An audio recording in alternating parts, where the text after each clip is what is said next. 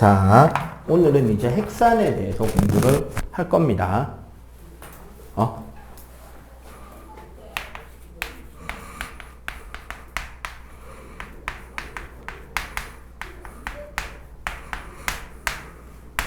그 통합과학에서 생물 파트는 결국 유전이 가장 핵심이 돼요.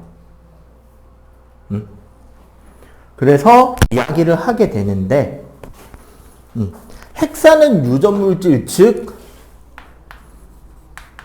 유전 정보를 저장하거나 유전 정보를 전달하여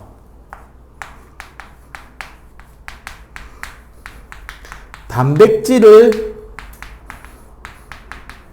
합성하게 하는 물질을 우리는 핵산이라고 하고, 여기서 굳이 이제 세세하게 설명을 하자면 유전 정보를 저장하는 핵산 물질을 우리는 DNA라고 하고, 유전 정보를 전달해서 단백질을 합성하는 데 들어가는 핵산 물질을 RNA라고 합니다. 두 개가 구조가 조금 달라요.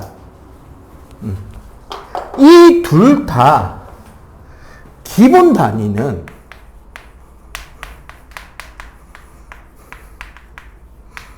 우리가 아까 앞에서도 이름이 잠깐 나왔지만 테스트에서도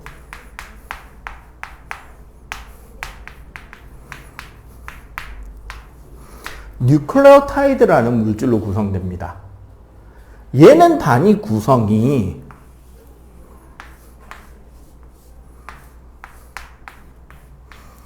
보통 이렇게 많이 그리는데요. 그림을 그릴 때. 각각이 뭐냐면 여기가 인산기, 여기가 오탄당, 여기가 우리는 염기라고 해요. 얘가 단위체인 이유는 실제로 얘네들이 어떻게 결합이 되냐면, 그림을 그리자면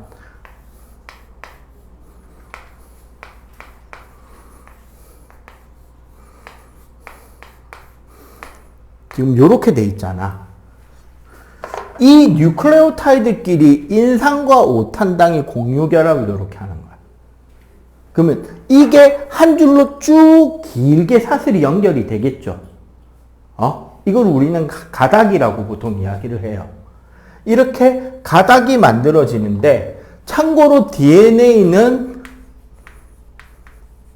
이중나선, 얘는 단일나선 가닥으로 이루어집니다. 밑에 이제 그림이 있죠. 그리고 DNA와 RNA의 가장 큰 차이는 여기 오탄당에서 나와요. 자, 입자 이름을 내가 오탄당이라 그랬잖아. 무슨 소리다? 탄소가 몇 개짜리? 5개짜리. 당이라는 건 탄수화물, 즉 탄화수소화물이라는 소리야. 그래서 오각형이잖아, 여기. 요 5군데에 탄소 원자가 들어있다는 소리죠, 기본적으로. 우리 포도당은 그릴 때 몇 각형으로 그렸죠, 지난 시간에? 육각형 그렸지. 보통 우리 포도당은 육탄당입니다.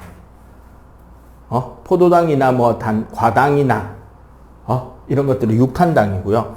대신에 이 오탄당이 DNA랑 RNA에 들어가는 물질 이름이 달라요. 즉, 다른 분자야. RNA에 들어가는 오탄당은 라이보스고, 이름 바뀌어가지고, 나도 적응 힘들어 죽겠네. DNA에 들어가는 거는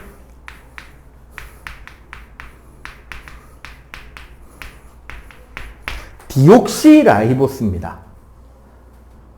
그럼 요 앞에 붙은 디옥시라는 말이 뜻이 있겠죠.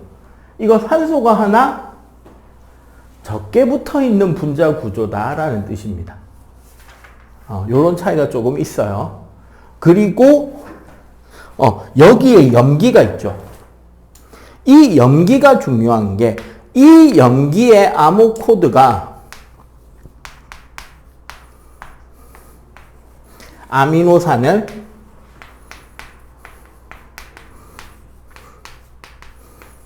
지정해 줍니다. 쉽게 말하면 염기가 어떤 순서로 깔리느냐가 단백질을 만드는 레시피, 설계도 뭐 그렇게 이해할 수 있을 거예요.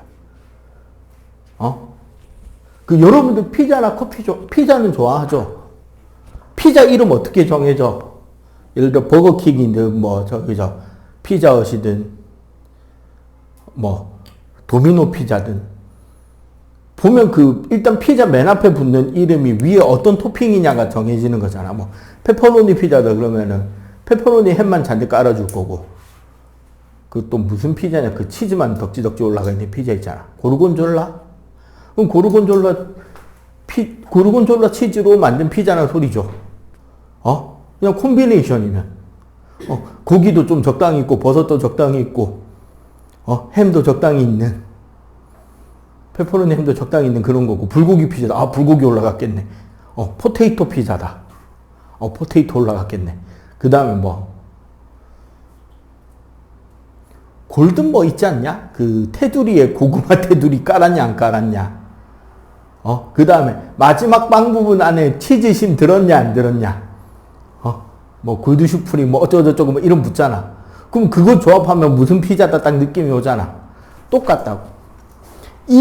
여기에 어떤 아미노산이 순서대로 올지를 이 염기가 지정해 주게 됩니다.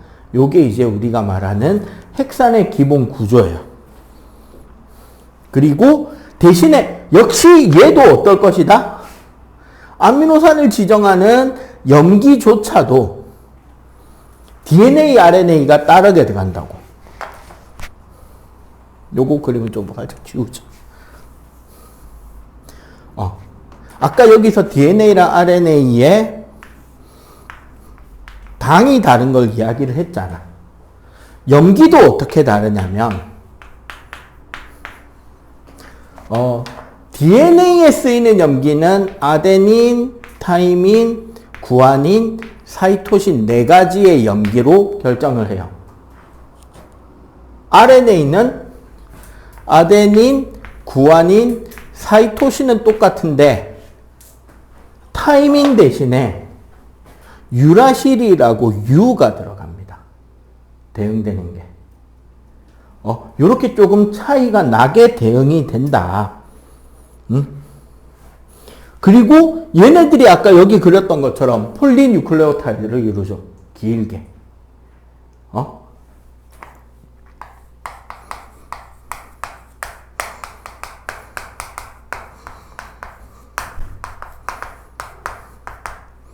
자, 화학이나 생물학 이런 것 중에서 화학 결합이나 이런 것들 이야기할 때 폴리라는 말이 나오면은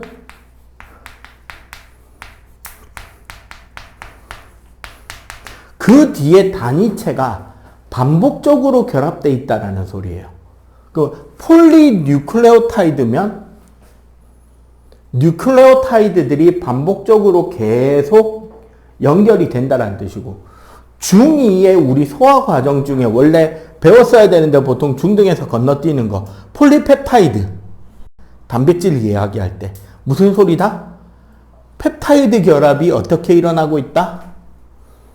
반복적으로 일어나고 있다. 이런 뜻입니다. 그냥 폴리는 반복된다라는 그렇게 생각하시면 되고요. 자, DNA와 RNA의 차이. 기본적으로 우리 DNA 우리 보통 그려보라면 이렇게 많이 그려요. 해놓고 여기서 이런 식으로 많이 그리지. 무슨 형태다 이거를?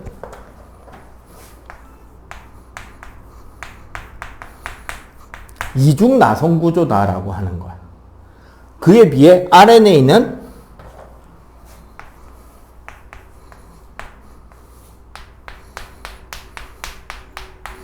이렇게 그린단 말이야. 이걸 우리는 뭐라고 부른다?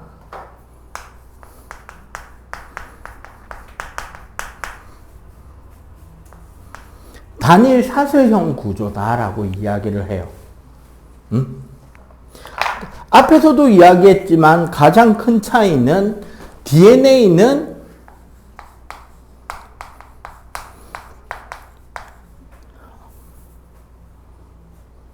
디옥시라이보스의 ATGC 이중나선의 유전 물질을 저장과 복제가 주 임무가 되고요. 얘는 어디에만 존재하느냐? 핵 속에 존재합니다. DNA는 핵 밖으로 나오진 않아요. 근데 우리 세포 구조 앞에서 배우지 않았나? 우리 RNA는 여기랑 딱 비교하면 라이보스가 당이 되고 AUGC 유라실이 들어있다는 게 다르죠. 기본적으로 얘는 유전 물질을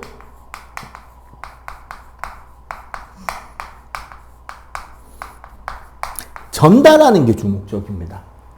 이렇게 유전 물질을 전달하게 되면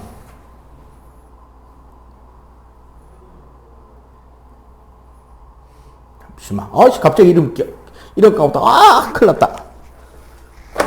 띠띠띠띠띠.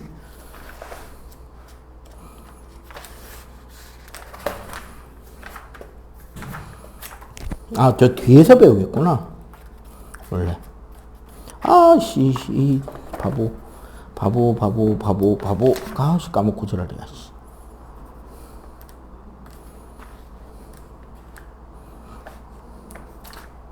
요 앞에 있네. 요게 나중에 우리가 저 뒤에 가서 라이보솜이네. 맞네. 이거를 우리 세포에 라이보솜이라는 소기관이 단백질을 만들어 주거든요. 라이보솜이 단백질을 만들 때 그 정보를 전달해 주는 물질이 RNA예요. 그러니까 얘는 어디에서? 핵에서부터 세포질로 물질이 이동해 줘야 되는 거야. 자, 쉽게 말해서 우리 이제 원래는 뒤에 가서 다시 나올 겁니다. 생명 중심 원리라 그래가지고 지금은 이런 물질이 있다에 집중을 하는 건데 우리 세포 핵 속에서는 DNA가 염색체, 염색사로 존재를 해요. 그리고 얘는 우리 세포 분열, 중학교 3학년 학교 내신에 이제 나올 건데 얘는 스스로 복제를 통해서 세포가 분열되더라도 어떻게? 자신이 가지고 있는 유전 정보를 모든 세포들이 공통적으로 똑같게 다 가질 수 있도록 복제하는 게 주 역할이고요. 근데 내가 뭔가 단백질을 만들기 위해서 원본을 밖으로 내보내면 위험하겠죠. 원본이 손상되면 그대로 돌연변이잖아. 맞지? 그래서 이 DNA를 RNA라는 물질을 일종의 사본을 뜨는 거야. 한쪽만. 그래서 얘가 세포질로 나가서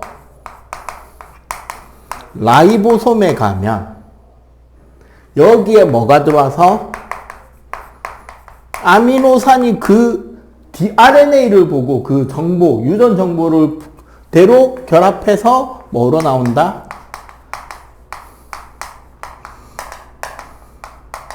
우리가 각종 효소인 단백질이 나오게 됩니다. 요런 DNA와 RNA의 차이가 있다. 핵산에는. 특히 98쪽 한번 넘어가 볼래요? 핵산 RNA, DNA에서 이게 있어.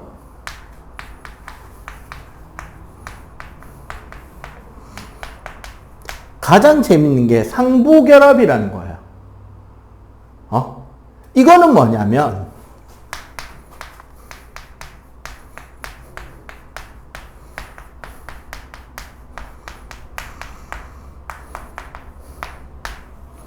염기끼리 수소결합이라는 결합을 하기 때문에 나타나는 현상인데 수소결합이라는 건 분자와 분자가 결합하는 데 있어서 가장 강한 결합력을 보이는 게 수소결합이에요. 어떻게 되는 거냐면, 여기 봐봐. 우리 산소라던가 플로린하고 공유결합 중인 수소 같은 경우는 전자를 당기는 힘이 차이가 크기 때문에 공유 전자쌍이 산소 쪽으로 혹은 플로린 쪽으로 거의 뺏겨버린단 말이야. 근데 원래 수소는 전자가 몇 개 있죠? 한 개지, 원자일 때는. 근데 그걸 공유결합한다고 결합을 했는데 결합한 공유결합을 뺏긴 거랑 다름없잖아. 그러면 수소가 무슨 성질을 띈다? 전기적으로? 거의 플러스에 가깝게 된단 말이야. 이런 수소가 플로린이나 산소가 가지고 있는 무슨 비공유 전자쌍 있잖아. 요 사이에 힘을 주고받아요. 이 수소가. 여기 사이에 생기는 인력을 우리는 수소결합이라 그래. 물이 끓는 점이 높은 이유가 이거예요. 분자끼리 결합하는 인력이 무진장 세단 말이야. 이 수소결합 때문에. 그런데 이 상보결합은 염기 안에서 일어납니다. 무슨 소리냐? DNA 두 가닥이라 그랬잖아. 그러면 우리가 DNA에서는 어떻게 결합되어 있느냐? 아데닌, 타이민, 구아닌, 사이토신 뭐 쭉 내려가겠죠. 그러면 아데닌의 반대편에는 수소결합 두 개로 연결되는 타이민이 결합이 되는 거예요. 무조건. 그러면 타이민의 건너편에는 수소결합 두 개로 되는 뭐가 연결되어 있다? 아데닌 A가 연결이 돼요. 구아닌의 반대편에는 구조적으로 수소결합 세 개로 연결되는 사이토신이, 사이토신의 반대편에는 세 개로 연결되는 구아닌이 항상 짝으로 존재한다는 거야, 같이. 그리고 RNA는 아까 DNA에서 복사를 뜬다 그랬잖아요. 이건 무슨 소리냐면 DNA 가닥을 RNA로 찍어내는 거거든. 우리 첩보 영화 같은 거 있잖아요. 스파이 영화. 이런 거 보면 열쇠 훔칠 때 어떻게 훔쳐요? 스파이 영화에서 열쇠 훔치는 방법. 열쇠를 들고 나와? 그럼 들키잖아. 그러니까 어떻게 하지? 뭐 이상한 고무차륵 같은 거 들고 들어가서 열쇠 이렇게 꾹 눌러서 모양대로 찍어내고 그 고무차륵 어디 구두미창이나 이런 데 숨겨서 들고 나오잖아. 맞죠? 그렇게 DNA를 꾹 찍어서 그 사본을 들고 나오는 게 RNA거든요. 그럼 봐봐. 역시 똑같게 DNA에 아데닌, 타이민, 구아닌, 사이토신이 있다면 RNA로 찍어낼 때는 아데닌 옆이니까 뭐가? 유라실이 들어가는 거야. 그러면 타이민 옆에는 그냥 아데닌이 들어있어. 그러니까 DNA의 타이민한테는 RNA의 아데닌이 들어가는데 DNA의 아데닌은 RNA의 유라실로 연결이 되는 거야. 그리고 나머지는 어떻다? DNA나 RNA나 결합하는 패턴이 똑같다. 이렇게 짝을 지어서 유전 정보를 저장하게 되고, 이 유전 정보 DNA와 RNA의 조합으로 나중에 이제 저 뒤에 1권 뒷부분에 가면 우리 유전에 대한 부분들을 좀 더 상세하게 배우게 될 겁니다. 지금 칠판 빨리 후딱 필기하고 저기 99쪽 문제 빨리 한번 풀어보세요. 요거 하고 오늘 전기도 나가보자. 자, 그 다음에 전기적 성질.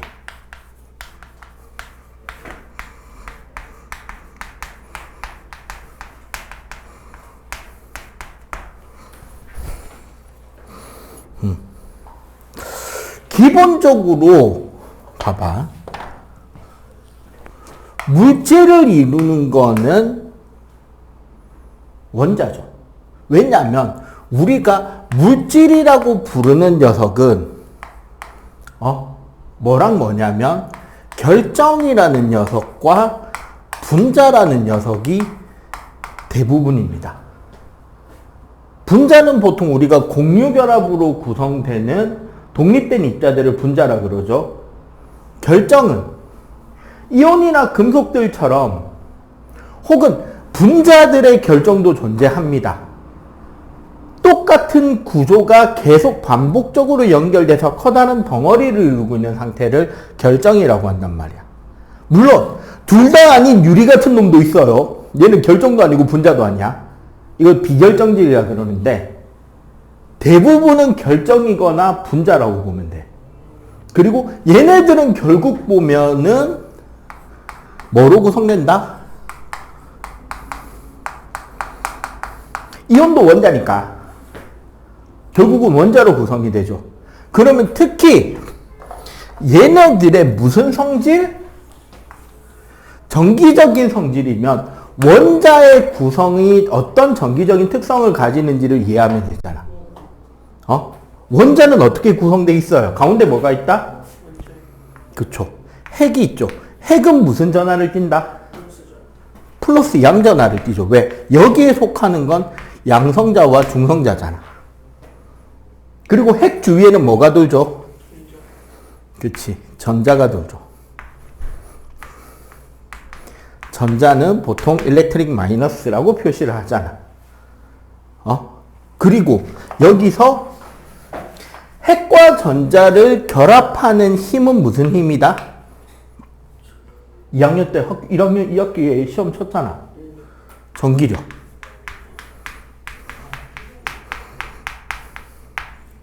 쿨롱 힘. 우리 쿨롱 법칙이라고 해서 정전기 할 때 배운 그 힘이에요. 사실 얘네들도. 그래서 핵 주위에 이렇게 전자가 돌고 특히 이 전자의 개념에서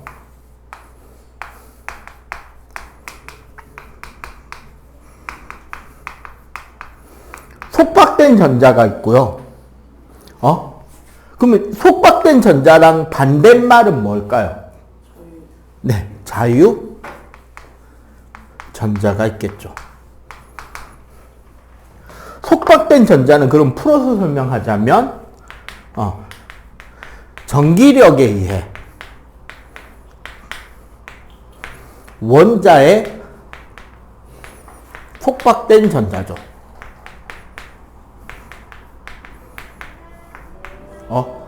그러면 당연히 핵 부근에 딱 잡혀 있는 전자를 말하는 거고, 자유전자는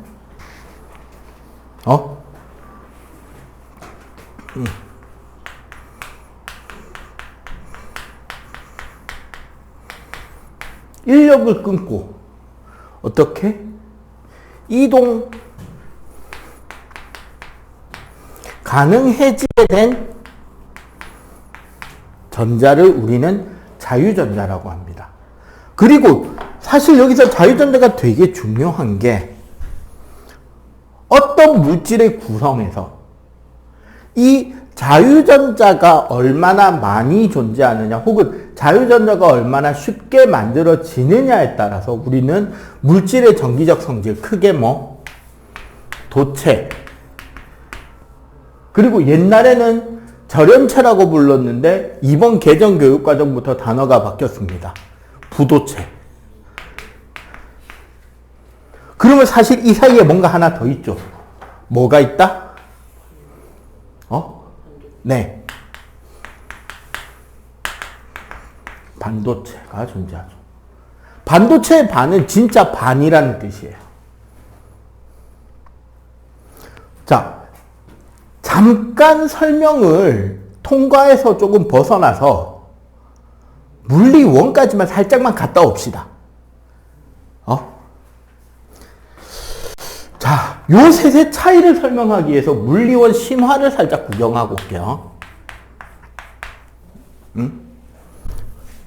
원래 우리 원자 핵 주변에서 거리가 멀어질수록 그 전자가 가지는 에너지는 증가하거든요. 대략 이런 식의 그래프를 그리면서 증가합니다. 근데 사실은 이렇게 그려지는 게 뭐냐면, 이렇게 그려지는데 요 모든 에너지 영역에서 전자가 존재하는 것이 아니고, 우리 맨 앞에 옛날에 원자 구조 이런 거 저런 거 이야기를 할 때 살짝 언급이 됐는데, 특정 궤도에만 전자가 존재할 수 있단 말이에요. 안정되게 돌 수 있는 궤도가 정해져 있어요. 그게 이런 식으로 느낌상 요렇게 우리가 이해를 하면 돼. 전자가 도는 정해진 에너지 크기가 있다는 거지. 뭐 여기가 1번 궤도, 여기가 1번 궤도, 여기가 2번 궤도, 여기 3번 궤도 이렇게 돼 있단 말이야. 그래서 이거를 굳이 이제 그래프로 표현하면 요렇게 세겠지. 스펙트럼 이야기할 때 있잖아요. 요 사이에서 전자가 왔다 갔다 하면서 빛이 나오고 빛이 흡수당하고 한다고. 근데 이거는 원자 한 개 있을 때잖아. 근데 우리 분자만 돼도 어떻게 구성돼요? 원자 두 개가 일정 거리에 결합하고 있죠. 그러면 어떻게 되느냐? 이 원자마다 자신의 전자가 돌고 있는 에너지 영역이 이렇게 생겨난단 말이야.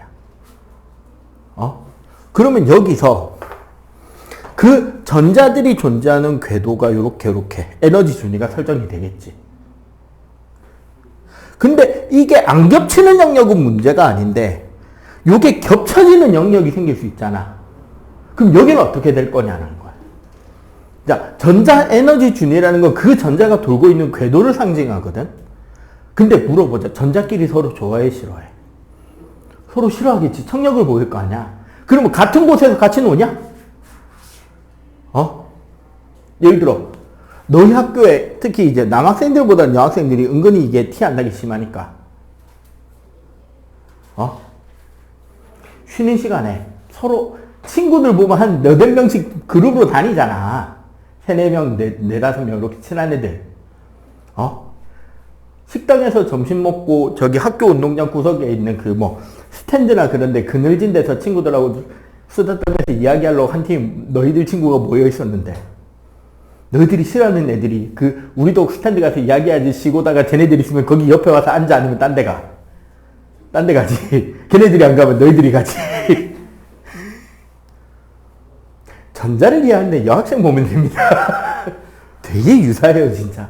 그럼 어떻게 된다? 요 위치에서는 서로 에너지가 겹치기 싫다고 하나는 살짝 에너지가 낮아지고 하나는 살짝 에너지가 높아져요. 이렇게 분리가 돼, 궤도가. 그런데 문제는 뭐다? 고체 결정이 되면, 금속 덩어리가 되면 원자들이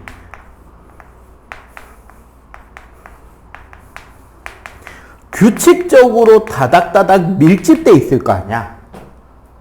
여러 겹으로, 그죠? 이렇게 되면 어떻게 된다?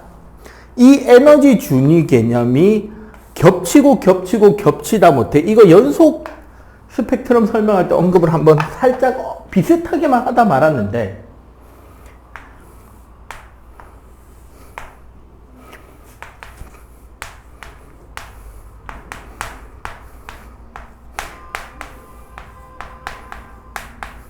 영어로 우리가 밴드라고 하는 허용된 띠 개념이 나타납니다.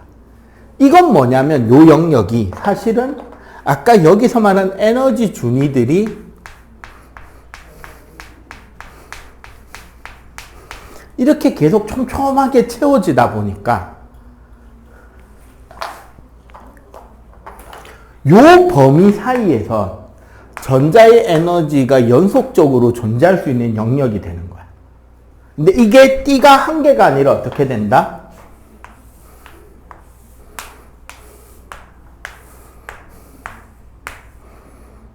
요렇게 허용된 띠들이 요렇게 생기는 거야. 전자가 존재할 수 있는 영역들이. 그리고 당연히 그러면 그 사이사이 공간은 띠 간격 혹은 띠 틈이라 그래서 전자가 있으면 안 되는 영역도 나타나긴 해요. 그리고 이 사이에서 전자가 오락가락 하다 보니까 여기서 왔다 갔다 하면 선 스펙트럼으로 나올 거 아니야. 근데 여기서는 요 폭에서 요 폭까지 연속으로 나와지죠. 맞지? 요 폭에서 요 폭까지 연속으로 나와지고, 또 이만큼도 나와지고 할 거 아니야. 그러니까 선 스펙트럼의 에너지가 나올 수 있는 그 좁은 크기가 이렇게 통통하게 각자 불어서 범위가 늘어나기 시작하겠죠. 그래서 겹쳐지기 때문에 연속 스펙트럼이 나왔던 거란 말이야. 어디서? 고온의 고체 혹은 밀도가 높은 물체에서 연속이 나온다 그랬잖아. 우리 맨 앞에 스펙트럼 할 때. 그 이야기가 요 이야기예요. 요렇게 되는데 여기서 이제 요거 설명을 합시다. 바로 뭐냐면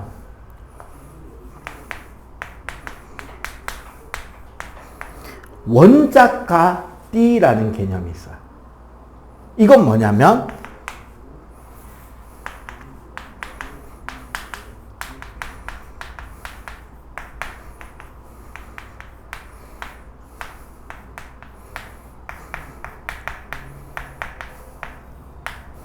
맨 마지막 전자가 채워지는 에너지띠예요. 마지막 전자가 들어있는 전자띠를 원작과 띠라고 합니다. 그럼 요 위에 뭐가 있다? 전도띠라는 개념이 있어요. 전도띠는 뭐다? 아직 전자가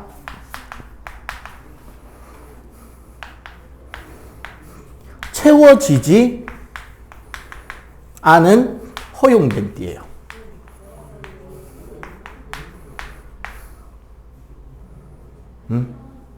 그러니까 결국 그림으로 보자면 원작과 띠 위에 여기에 이런 영역에 전도띠라는 개념이 있다는 거야. 아직 전자가 채워지지 않은. 그리고 이때 어떻게 원작과 띠에 있는 전자가 뭐를 남기고 양공, 전에 그 전자 구멍 생긴다 그랬잖아, 전할 때. 양공을 남기고 이 전자가 전도띠로 올라오게 되면 우리는 이 전자를 뭐라고 부른다고? 자유전자. 원작과 띠 밑에 남아있는 전자들을 속박된 전자라고 생각하면 된다고. 그러면 이렇게 해서 전자가 올라가는 이 전자 전이가 잘 될수록. 근데 이 높이 차이가 뭐다? 에너지 차이잖아. 그러면 봐봐. 속박된 전자가 자유전자가 되려면 인력을 끊고라는 말이 뭐다? 여기서 여기까지 올라갈 수 있는 에너지를 뭐 해서? 에너지를 흡수해서 전도띠로 올라가면 자유전자가 되고 저 자유전자들 때문에 뭐가 흐를 수 있게 된다? 전기가 흐를 수 있게 된다. 여기까지 이해가 되죠? 그럼 요거 설명 마저 연결해 갈 테니까 일단 요거 빨리 간단하게 필기 좀 해봐봐.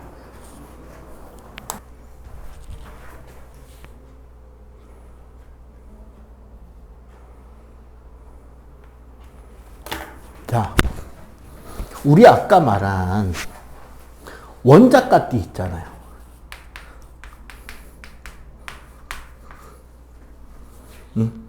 원작과 띠를 중심으로 전도띠가 어떻게 위치하냐면 도체의 경우는 보통 여기에 전도띠가 위치해요. 원작과 띠랑 전도띠가 사실상 붙어 있거나 겹친다는 거지. 그렇다는 말은 무슨 소리가 된다? 여기에 있는 전자가 자유전자가 되는 게 쉽다 어렵다? 매우 쉽다가 되겠죠. 아주 적은 양의 에너지로 자연스럽게 전자가 올라가서 자유전자로 존재하게 되는 거야. 이게 대부분 금속들인 거야. 그래서 금속 결합 자체가 뭐예요? 양이온과 자유전자로 존재하잖아요. 이미 다 방출시킨 거야. 전도띠 이상으로. 그에 비해서 부도체는 전도띠가 어디 있느냐? 요 위에 있어요. 근데 이걸 자세하게 제대로 그리려면 여기에 이런 표시 하나가 들어가 줘야 돼. 그럼 실제로 여기 있는 게 아니라 어디쯤에 있어야 돼요? 저 위에 있어야 돼요. 이게 이렇게 멀리 떨어져 있다는 말은 무슨 소리예요? 여기에 전자가 전도띠로 올라가는 게 사실상 거의 불가능에 가깝다가 되는 거야. 전도띠가 되면, 자유전자가 되면 에너지를 어떻게? 졸라 흡수해야 되는 거지. 정말 많이. 그래야지만 자유전자가 돼요. 그러니까 부도체인 거야. 전기가 통한다, 안 통한다? 안 통한다. 왜 안 통해? 전자가 없어서. 자유전자가 부족하니까. 그렇다면 반도체는 아까 말했잖아. 반쯤 도체라고. 반쯤 도체. 그러면 전도띠가 어디 존재한다?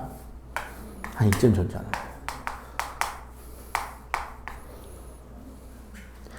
여기서 전자가 올라오는 게 도체보다는 어렵고 에너지는 좀 들겠죠? 하지만 어떻다? 전도띠, 이 부도체보다는 올라가기가 쉽지. 그러니까 반쯤 통한다고, 전기가. 실제로 요것 때문에 어떤 식이 만들어지느냐? 우리 중2과정, 너희들 다 2학년이니까. 우리 중2과정의 저항 배우잖아요. 배웠잖아. 저항의 크기는 뭐에 반비례하고 뭐에 비례했다? 면적에 반비례하고.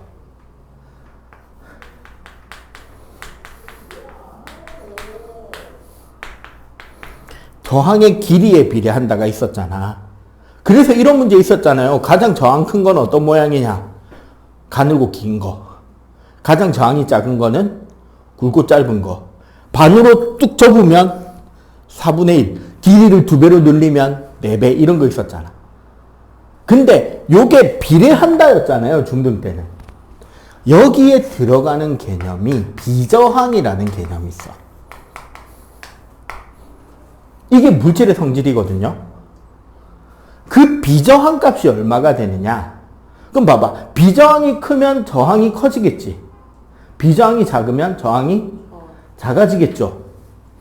도체는 이 비저항 값이 10의 마이너스 16승에서 10의 마이너스 4승 범위에서 주로 존재해요.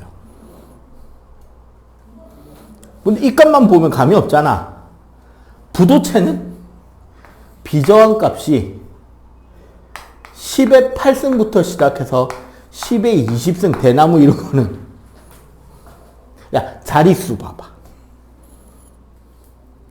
왜 부도체가 전기가 안 통하는지 이해가 되죠. 안 통하는 게 아니라 사실은 뭐에 가깝다? 못 통하는 거지. 왜? 저항이 졸라 크니까. 그럼 반도체는 비저항 값이 보통 10의 제곱에서 10의 4승 범위 중심으로 나타납니다. 그리고 참고로 이 비저항의 역수값 이게 뭐가 된다?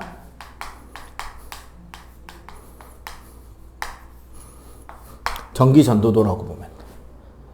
실제로 이렇게 이야기를 해요. 전기 전도도 어떻게 구한다? 비저항의 역수로 구한다. 오케이? 자, 이제 여기서 반도체 이야기를 할 거예요. 그래서 도체들은 자유전자가 많으니까 전기가 통하고 부도체는 자유전자가 거의 없으니까 전기가 안 통한다. 그리고 우리 이온 결합할 때 이야기했잖아. 이온은 수용액이 되거나 용융액이 되면 전기가 통하죠. 왜? 전자가 못 움직여도 이온 자체가 움직일 수 있잖아. 수용액이 되거나 액체가 되면. 이해가 되지? 이온 결합 고체일 때는 이온의 이동이 가능해, 불가능해? 불가능하잖아. 전하는 뛰고 있지만 못 움직이니까 전기가 통해 안 통해? 안 통했던 거예요. 맹물은 이온이 있다 없다? 너무 적잖아. 그러니까 전기가 통한다 안 통한다? 잘 안 통한다. 근데 우리 소금물이나 땀이나 이런 것들은 염분기가 있잖아요. 그럼 이온이 있다는 소리잖아. 전기가 통한다 안 통한다? 그래서 젖은 손으로 전자제품 만지면 된다 안 된다? 안 된다. 응? 자, 반도체. 그럼 여기서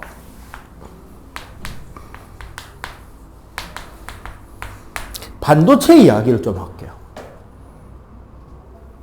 반도체는 우리가 3이나 4주기의 14족 원소를 이야기를 합니다. 3, 4주기 14족 원소는 누구랑 누구냐면요. 규소하고 저마뇽이에요. 저마뇽 하면 좀 원소 이름이 생소하죠. 옛날에는 저마뇽을 뭐라고 불렀냐면 게르마늄이라고 불렀던 겁니다.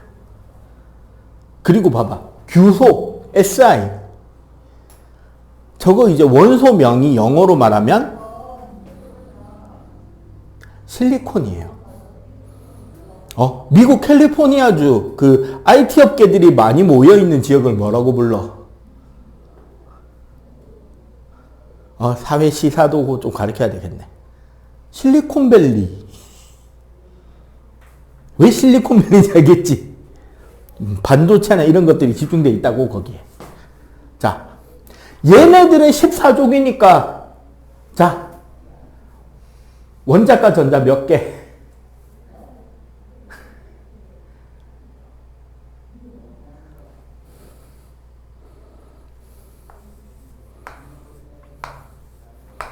네 개. 앞에 있는 것들이 계속 쌓여야 돼요. 이게 따로따로 단원들이 아니야. 원자과 전자 4개이기 때문에 어떻게 된다? 총이라기보다 최대 몇 쌍에 4쌍의 무슨 결합이? 공유 결합을 합니다. 원래 모든 이 모든 규소, 반도체 원소들이 4쌍의 공유 결합을 다 하면 우리 지난 시간에 배운 지각을 구성하는 물질 규산염 삼연체 기준으로 무슨 구조가 돼버린다? 독립, 단사슬, 복사슬, 판상, 망상 어느 거? 다 공유 결합하면 망상이죠. 제일 단단하게 결합하는 망상 구조가 되는데 그렇게 되면 입체적으로 그려야 되는데 그러면 나도 그림을 못 그려. 내가 워낙에 미술을 못해서. 그래서 그냥 간단하게 순수 반도체. 그냥 단순하게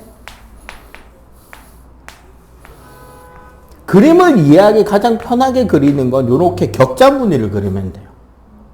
그러면 요 격자 무늬의 교점에 있는 얘가 뭐다?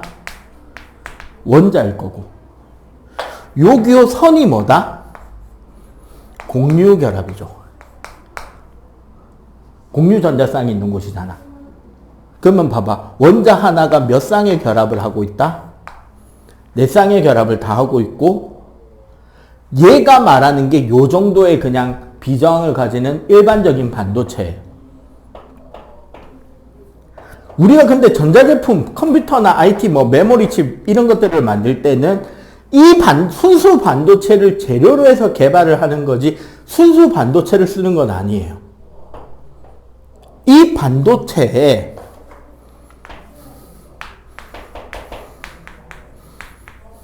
도핑이라 그래가지고 하추핑 아니고 도핑이라 그래서 불순물 원소를 치환시켜 넣습니다. 그러니까 원자를 하나 빼고 그 자리에 다른 원자를 집어넣는 걸 치환이라 그래. 이렇게 치환을 해 넣는데 봐봐.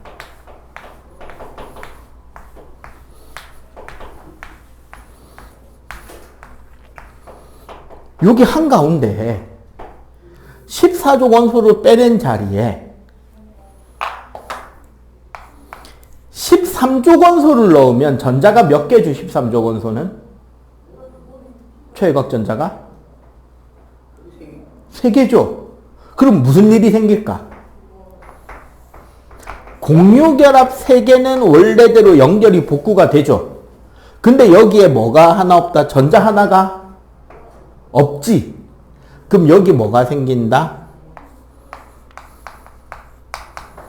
양공이 생기는 거죠. 전자 빈자리가. 그리고 이 양공이 무슨 전하를? 플러스 전하를 띠죠. 양공이니까 전자가 마이너스가 빠져나간 자리니까. 그래서 양공이 생긴 13족을 집어넣은 이 반도체를 P형 반도체라고 불러요. 여기서 P의 뜻은 포지티브입니다. 그러면 봐봐.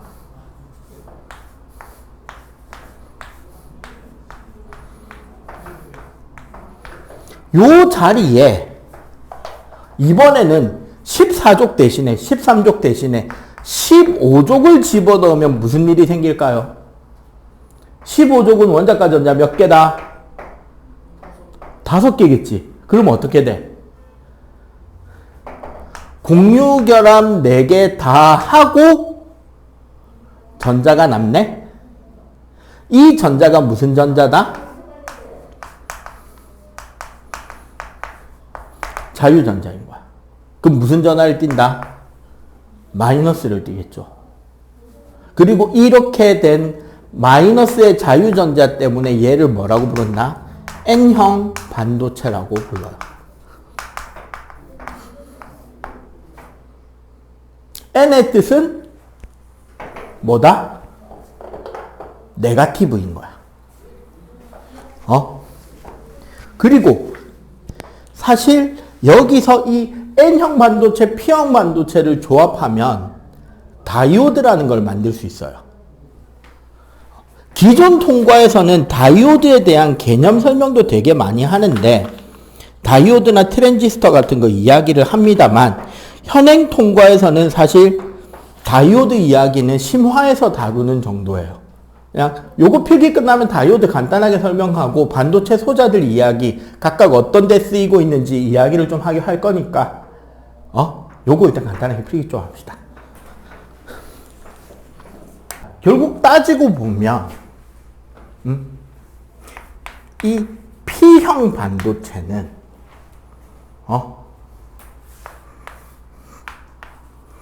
원자가띠와 전도띠 사이에 원래는 원자가띠에 양공이 만들어지고 얘네들이 올라간 자유전자들이 존재할 거 아니야. 그렇게 하고 나게 되면 원자가띠에는 양공이, 전도띠에는 자유전자가 전하를 운반해 주기 때문에 반도체가 부도체보다 전기 저항이 작았던 거야. 그런데 문제는 뭐다? P형 반도체는 아까 그 불순물 치환 때문에 만들어진 뭐가? 양공이 추가적으로 더 생겨 있잖아요. 그러면 어떻게 되느냐? 이 양공들 때문에 원자가띠 위에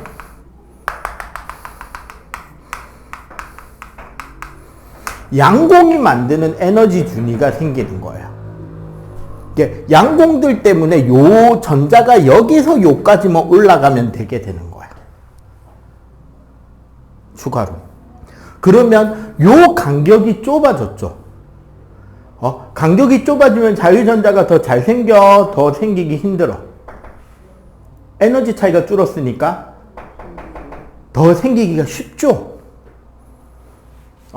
옛날엔 여기서 여기까지 올라갔어야 되는데 이젠 여기서 여기까지만 올라가면 되는 거야. 이렇게 되기 때문에 어떻게? 띠 간격이 감소해서 저항이 줄어요. 그러면 N형 반도체는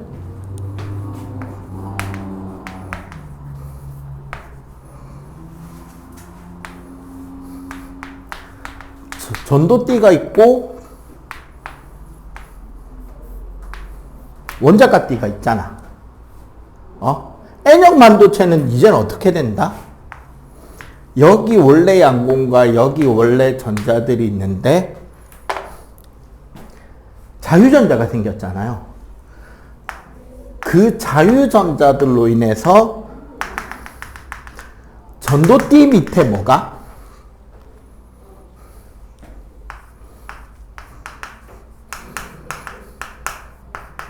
자유전자에 의한 에너지 준위가 더 생기는 거야. 그럼 이번에도 어떻게 된다? 여기서 요까지만 올라가면 되는 거야, 전자들이. 이번에도 역시 똑같이 띠 간격이 똑같이 감소해서 저항이 줄게 되는 거죠. 그래서 N형 반도체나 P형 반도체는 순수 반도체보다 저항이 크다 작다? 작다인 거야. 화장실 갈게. 잠깐만 쉬었다가 봅시다. 5분 정도만. 기본적으로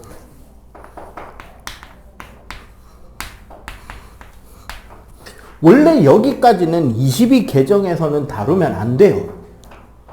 근데 여기에 보면 다이오드와 트랜지스터가 있다라고 하면서 학교 선생들이 삘 받아서 달리는 수가 있어. 그래서 되게 간단하게만 배울게요. 다이오드는 우리가 보통 P형 반도체와 N형 반도체를 반반 붙여 놓습니다. 얘를 우리는 회로 기호로 어떻게 표시하느냐, 요렇게 그려요.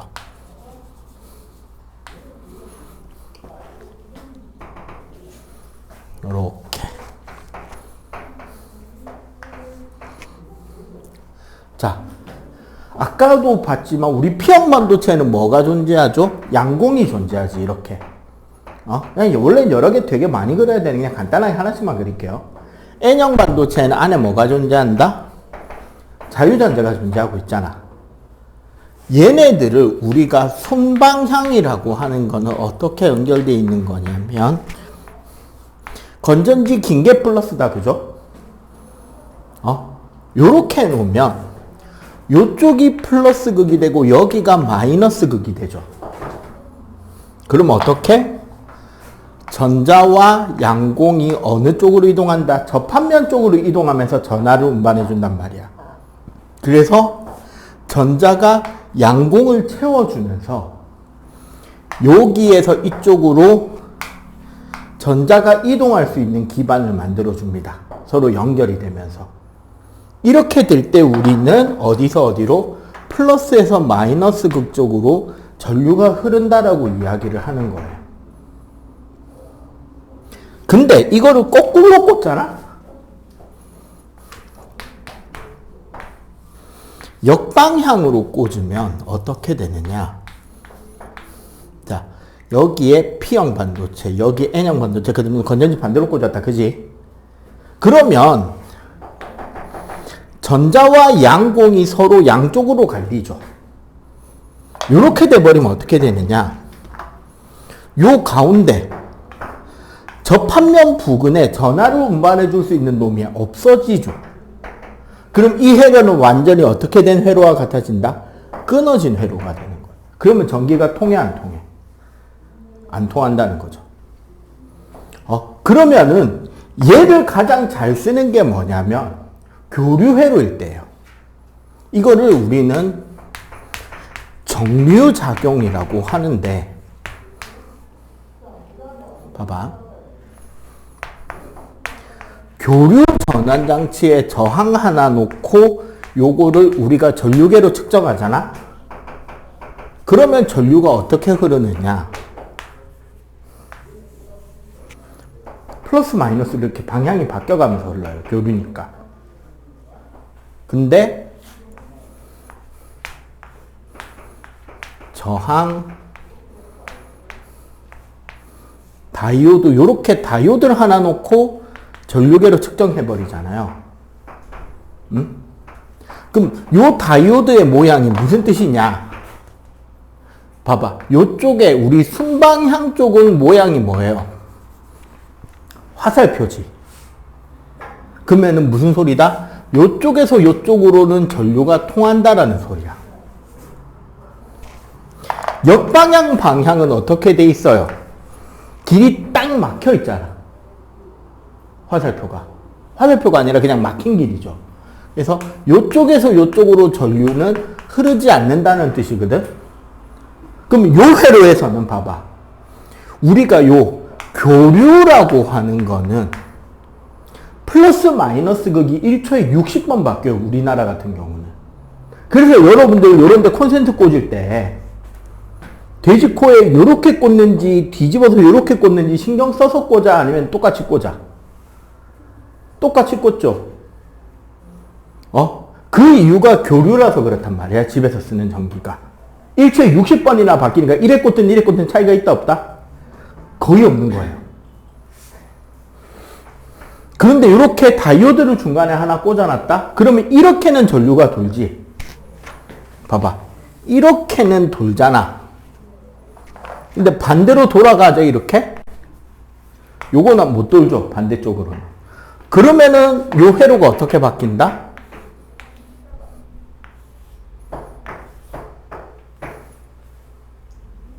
반대쪽으로 도는 회로가 없어져 버린다. 그래서 이 다이오드를 잘 조합하면 어떻게도 전류를 흘릴 수 있냐? 이렇게 전류 흐르게 할 수도 있어요. 회로를 잘 짜면. 그리고 여기에 축전기라는 장치도 더해주면 어떻게 되느냐? 이렇게 전류가 바뀌게 될 수 있어요. 그러면 거의 직류가 돼버리죠. 정류라는 말이 교류를 뭘로 바꿔주는 거다? 직류 전기로 바꿔준다. 한쪽으로만 전기가 흐르게 한다라는 뜻이에요. 이거 말고 진짜 심화, 찐 심화.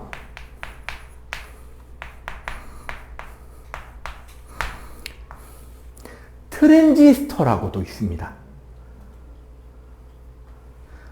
얘는 반도체가 어떻게 돼 있냐면 보통 PNP 반도체가 많아요.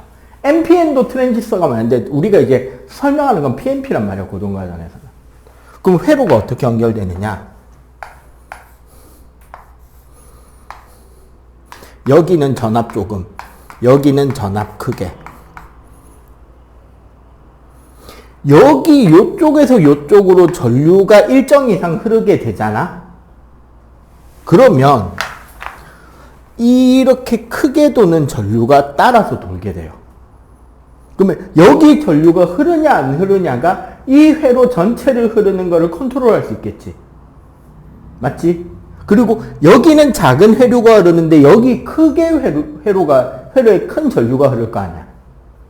맞죠? 이거를 우리는 뭐라 그러느냐? 스위치 기능하고 증폭 기능이 있어요. 이게 트랜지스터야.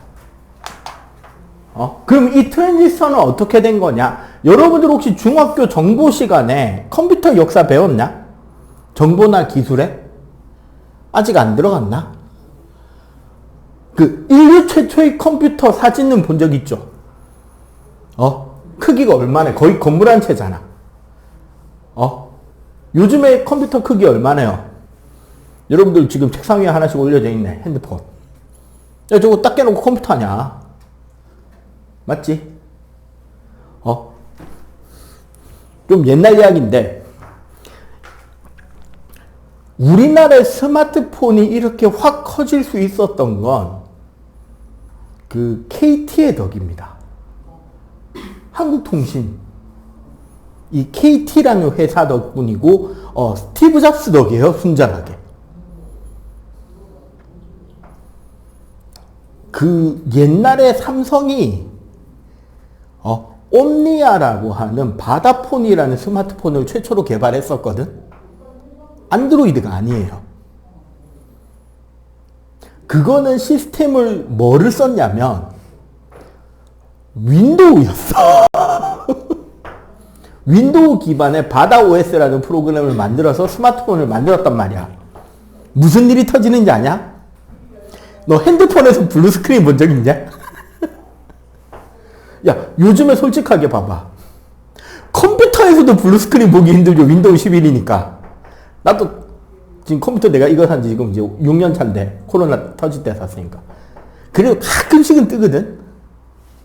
거의 안 떠요. 근데 핸드폰에서 일주일에 한두 번씩 블루 스크린이 떠.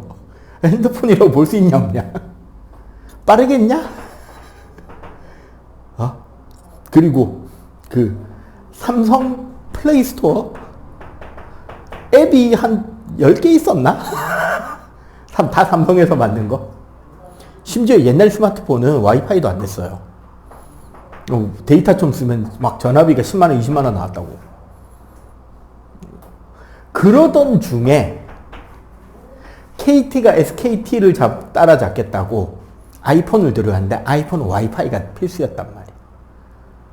그러면서 스마트폰이 와이파이를 쓸 수 있게 되고, 삼성이 그냥 적당히 핸드폰 팔려고 하는데 애플이 아이폰을 들고 들어왔네?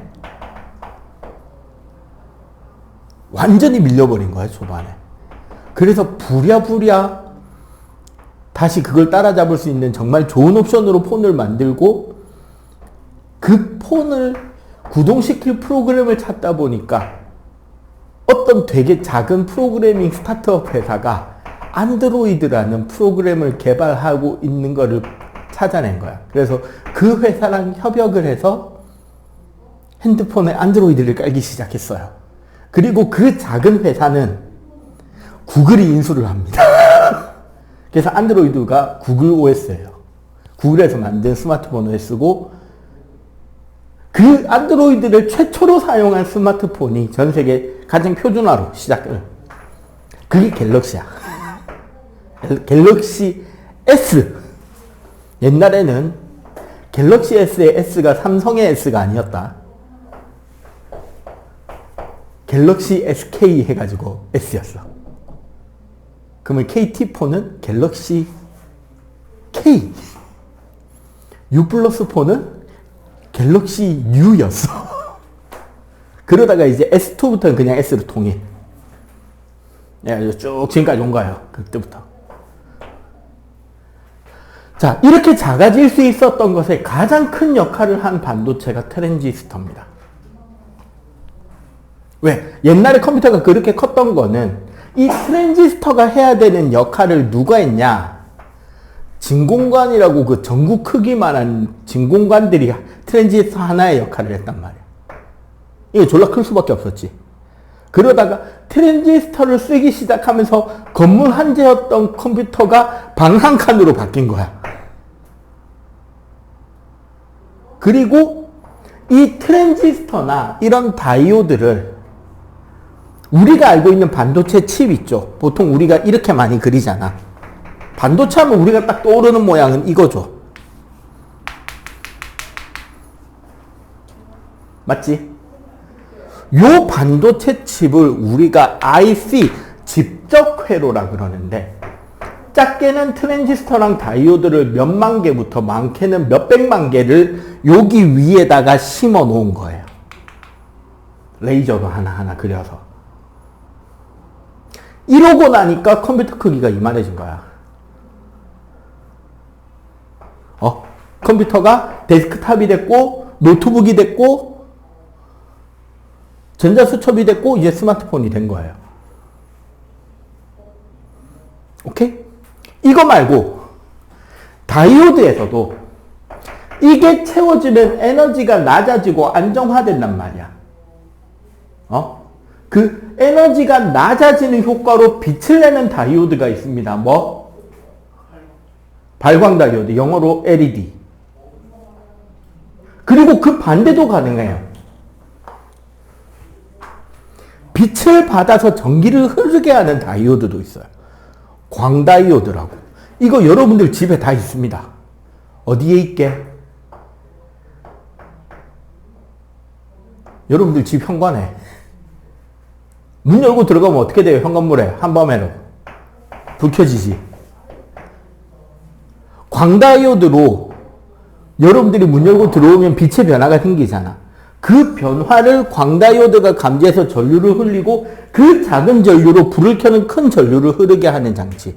그게 광센서예요. 여러분들 현관 위에 있는 그 센서들. 그 다음에 우리 리모트 컨트롤 할 때 그 TV에 리모컨 센서 이런 거 다 다이오드로 만든다고. 오케이? 그래서 특히 LED를 이제 유기물 기반으로 더 작게 만든 게 우리 OLED. 뭐 이렇게 해서 다양하게 현재 우리 사회에선 쓰고 있습니다. 오케이? 그래서 이거 말고도 다양한 전기적 성질들을 쓰고 있는 얘들이 106쪽에 있어요. 3번을 넘겨보면. 전기가 흐르냐 안 흐르냐를 이용하는 피레침, 정전기 패드, 우리 스마트폰용 장갑은 요 끝에 정전기가 통할 수 있게 만드는 거예요. 정확하게 전기가 통하는 게 아니고. 그 다음에 부도체 쓰는 곳, 반도체 쓰는 곳. 각각 한 전자제품 안에도 다양한 형태로 도체, 부도체, 반도체를 나눠 쓰고 있죠. 왜? 그래야만 하니까. 오케이? 자, 그럼 요거 꼼꼼하게 읽고 지금 칠판 체크한 뒤에 107쪽 한번 풀어보세요.